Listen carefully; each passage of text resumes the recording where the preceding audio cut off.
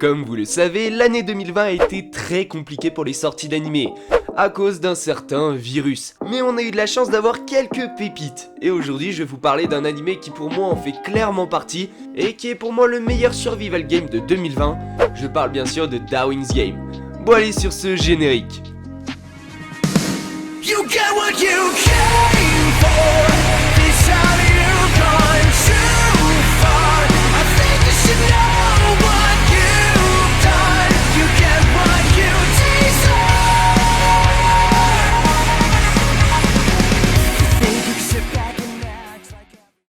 Hey et bien salutations les gens, c'est le Henchi, j'espère que vous allez bien.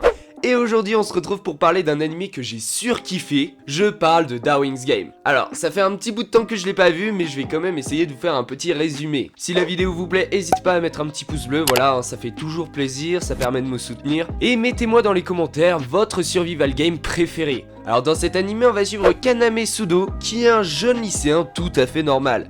Voilà, il a des potes, il sort, bref, c'est un lycéen vraiment banal. Mais un jour, son quotidien va être bouleversé lorsqu'il va recevoir un message lui conseillant d'installer un nouveau jeu, appelé Darwin's Game. Alors il va lancer l'application pour la première fois et il va se faire attaquer et mordre par un serpent.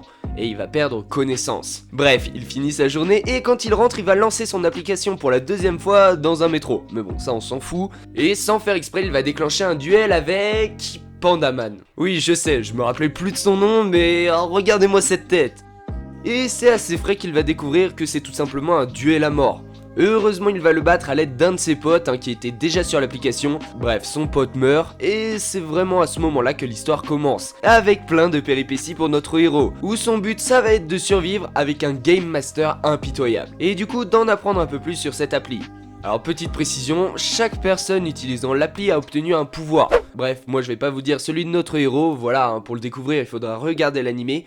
Mais c'est vraiment un truc de ouf, c'est vraiment, son pouvoir il est surcheaté. Mais il y a un truc encore plus ouf, c'est que les duels permettent de récupérer des pièces que l'on peut échanger contre des armes ou contre de l'argent. Donc vous l'aurez compris, c'est tout un business qui tourne autour de ça, il y a vraiment des gens qui vivent de l'application. Alors notre protagoniste, bah tout simplement il est juste trop bien, dans le sens de son développement, puisqu'on va vraiment le voir évoluer tout au long de l'anime, en sachant exactement les mêmes choses que lui sur cette appli, et ce jeu qui au final reste assez mystérieux.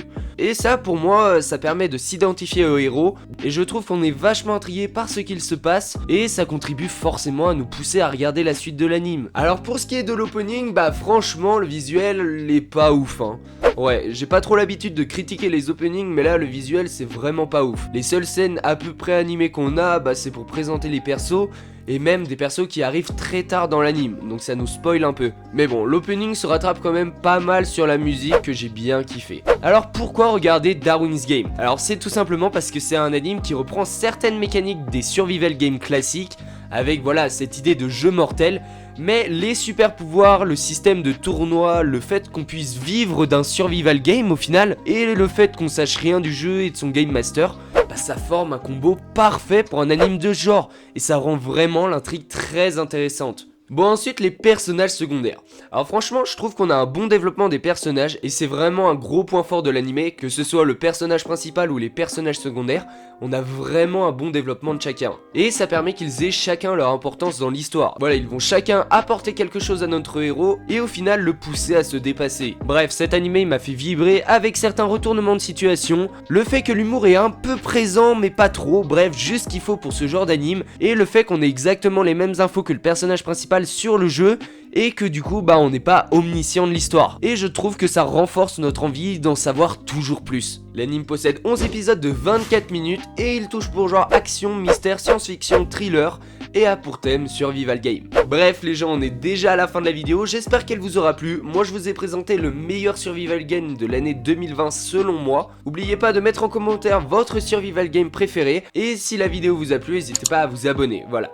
Sur ce, c'était le Henchi, moi je vous dis à la prochaine.